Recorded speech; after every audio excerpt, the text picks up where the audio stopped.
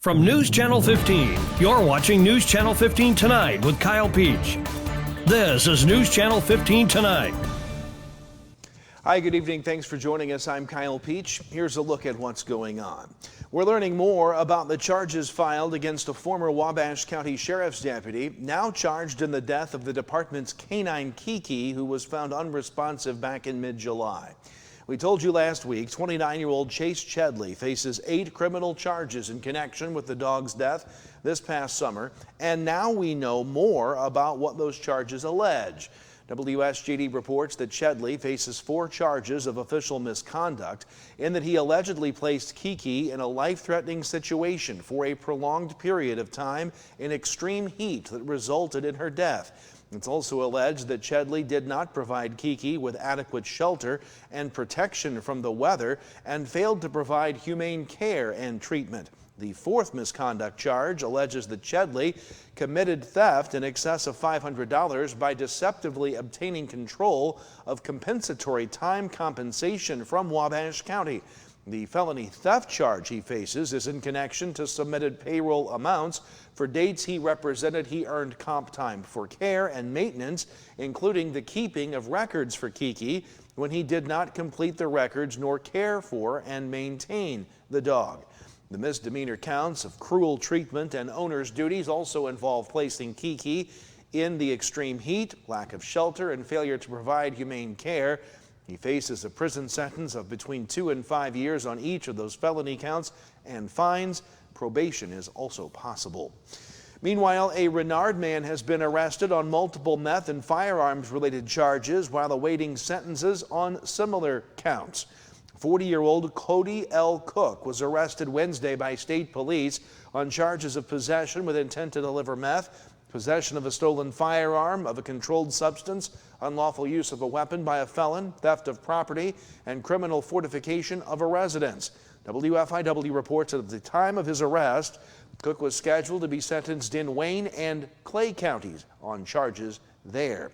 Meanwhile, Carmi-White County School Board member and business owner Kenny Hargrave was arrested Friday on 2 counts of aggravated battery after an altercation with David Lovell at the 5th Street Market that Hargrave owns. Prior to the incident, police say 52-year-old David K. Lovell of Carmi was cited for criminal trespass to Hargrave's property. Lovell then began parking his vehicles in front of Hargrave's business to block patrons from parking there. Police say that is what led to the physical altercation. Police saying more arrests could result. Now, WRUL Radio shared this video taken of the incident, which apparently stems from an ongoing dispute between the Lovells over the treatment of their son by staff at the Washington Attendance Center. Back in June, Lovell and his wife Minerva attended a school board meeting to address an incident in which their child was apparently restrained and taken to a separate room. Since that time, Lovell continues to express feelings about the situation, including allegedly picketing at the school. Meanwhile, 40-year-old Mary Lee Nelson of White County was arrested Sunday on charges of meth possession, unlawful use of property, possession of drug paraphernalia, and of a controlled substance. WRUL also says she was cited for operating an uninsured vehicle. Meanwhile, Carmi police arrested 2 people after a traffic stop early Saturday. 42-year-old Ryan Nally of McLeansboro charged with meth possession, unlawful use of property, possession of cannabis in a vehicle by a driver, possession of drug paraphernalia and of a controlled substance, and later for obstructing justice for allegedly attempting to destroy evidence inside the jail. 34-year-old Alyssa Burleson of Benton was given on a notice to appear on charges of possession of cannabis in a vehicle and was released. Also, last Wednesday, WFIW says Wayne County Sheriff's Office made 4 arrests. 54-year-old Randall L. Vaughn of Fairfield, who also has an Albion address, was stopped after he was observed driving on a suspended license.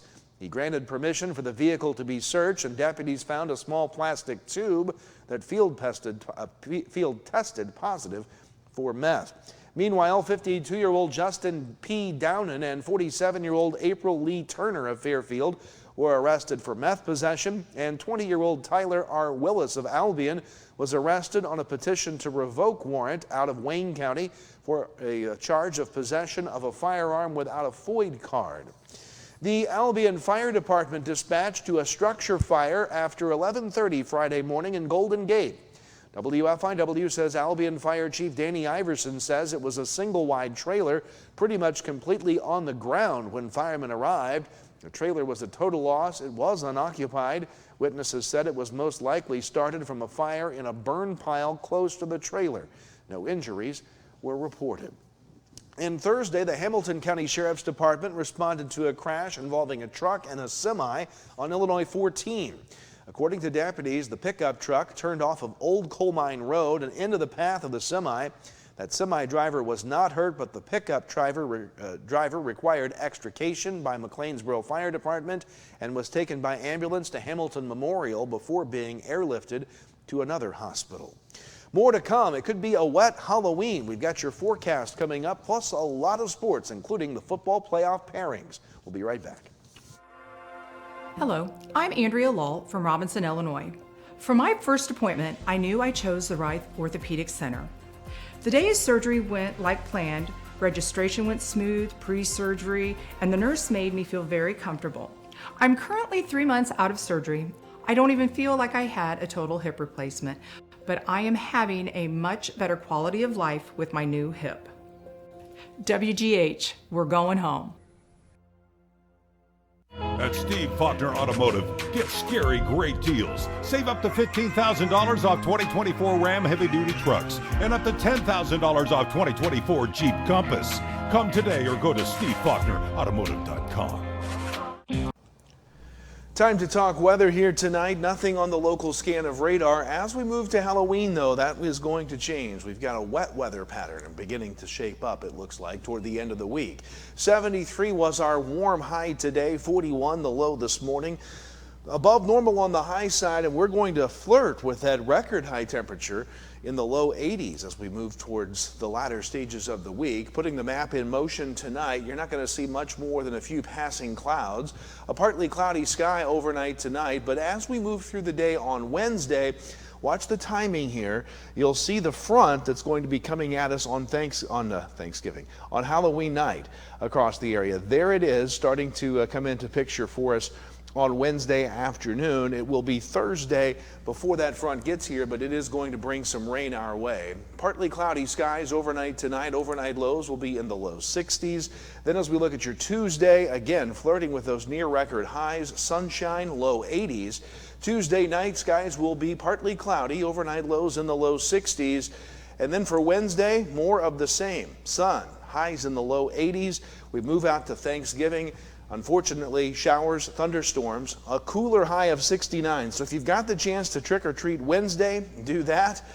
Sunshine Friday, 62. Showers return in time for the weekend as temperatures warm back up into the low 70s, but a wet weekend it looks like potentially with shower chances in the forecast. That's weather. Sports is next. Stay with us. Time to talk weather here tonight. What's up, guys? It's Fire Pup here with the Mount Carmel Fire Department. And I'm here with my friend David, the president of Mount Carmel Public Utility. Today's focus is on the importance of replacing your smoke alarms. Age is crucial when it comes to smoke alarms. Replace all smoke alarms every 10 years or sooner if they fail to respond during testing. Remember, fire spreads quickly. You might have less than 2 minutes to escape once the alarm sounds. Functional smoke alarms provide early warning, giving you precious time to get to safety.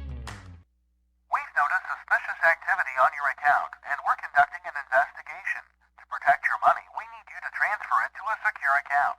Banks never ask that. Your bank will never ask you to help with an investigation or ask you to move money to other accounts. It sounds obvious, but these criminals are convincing. October is National Cybersecurity Awareness Month, and the First National Bank is sharing several tips and tricks to fight against fraud on our Facebook page, so be sure to follow along. Southern Accents, the ultimate Tom Petty experience, coming to the Brubeck Arts Center November 22nd.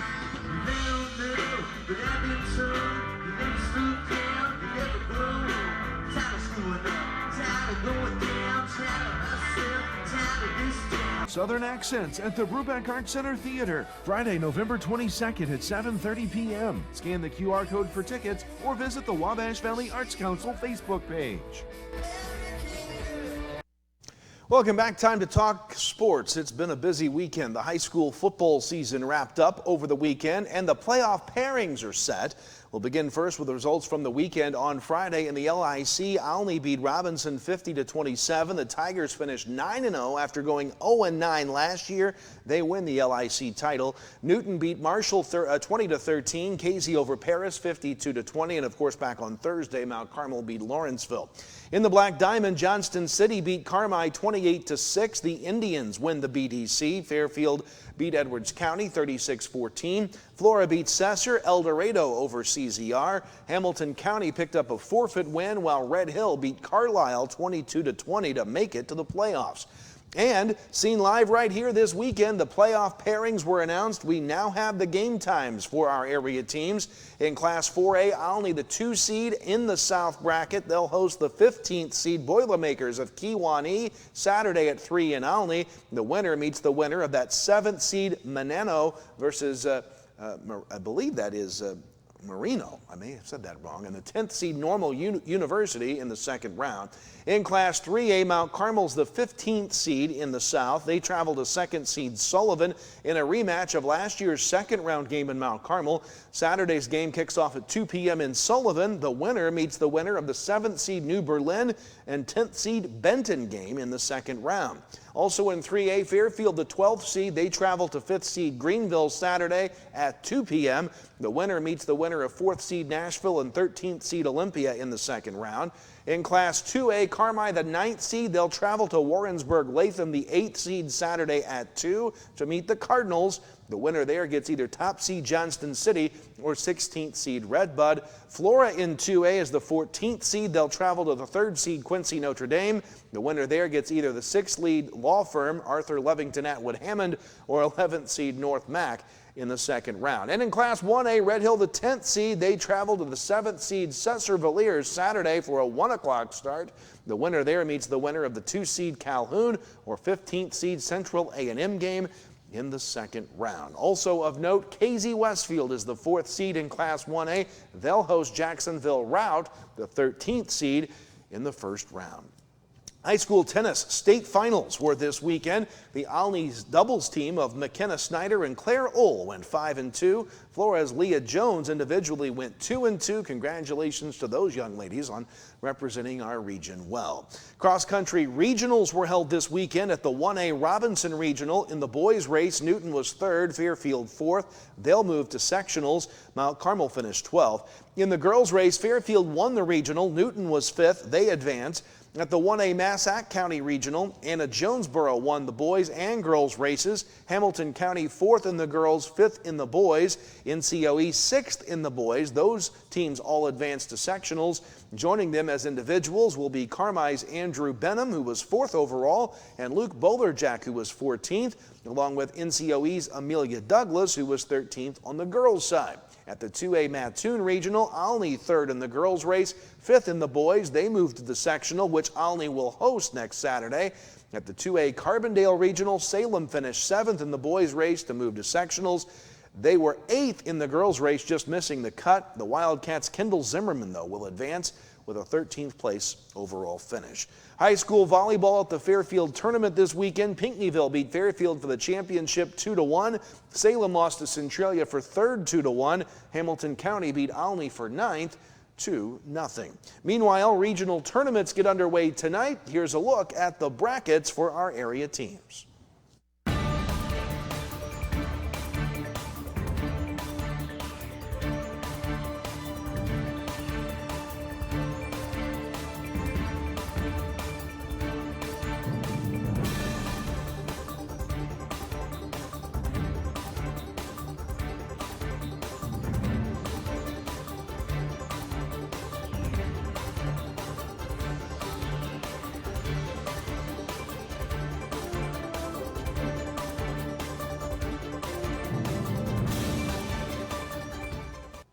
And regional champions will be crowned on Thursday night. That's going to do it for us tonight. Thanks so much for joining us. We'll see you back here tomorrow for more news, weather, and sports. A replay of that Mount Carmel-Lawrenceville game again for you is next. Have a great night.